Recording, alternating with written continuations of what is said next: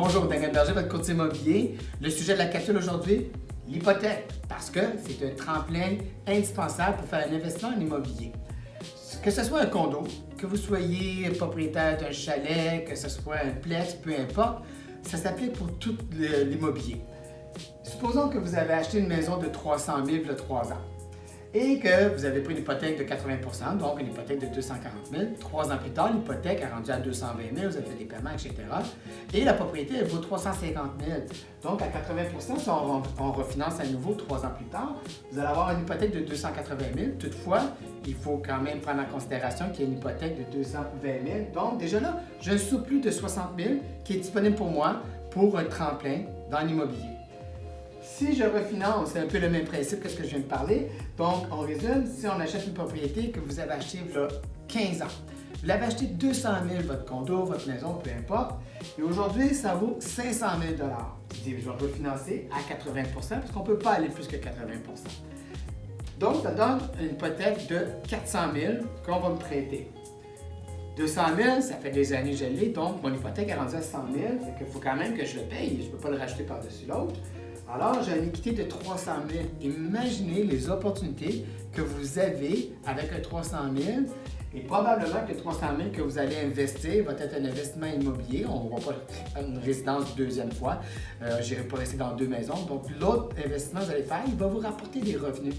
Alors, vous allez chercher de l'argent ici pour acheter un immeuble qui va vous générer des revenus, que ce soit un condo en location, que ce soit un triplex, un duplex, peu importe. Ça va vous générer des revenus qui vont se payer. Et jamais vous allez sortir un sou de votre poche parce que souvent, de l'argent qu'on fait à côté peut même combler le surplus que je paye ici, que j'ai dû sortir pour augmenter mon hypothèque. Alors, ça devient vraiment avantageux de refinancer pour aller chercher un autre immeuble qui, lui, va financer ce que j'ai dû ajouter sur mon hypothèque personnelle.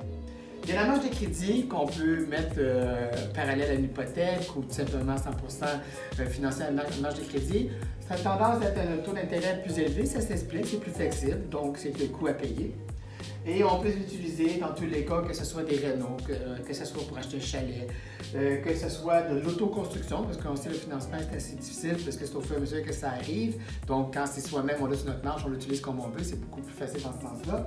Que ce soit pour un achat, comme je parlais d'un autre immobilier. Dans tous les cas, ça s'applique. Ce qui est super important, consultez un fiscaliste, consultez votre courtier hypothécaire. Si vous avez besoin des contacts, il y a beaucoup de gens qui travaillent avec nous déjà, puis avec nos investisseurs et nos acheteurs. N'hésitez pas à nous appeler, on va vous mettre en contact avec les bonnes personnes. Sur ça, je vous souhaite une bonne journée. Merci d'avoir regardé ma vidéo et j'espère qu'elle vous a plu. Afin de ne rien manquer des prochaines que je vais produire, 2 choses à faire très simples. La première, allez cliquer sur le bouton abonnement. Et le deuxième, tant qu'à y être, cliquez s'il vous plaît sur le bouton thumbs up qui dit like. Sur ce, je vous dis merci et une excellente journée.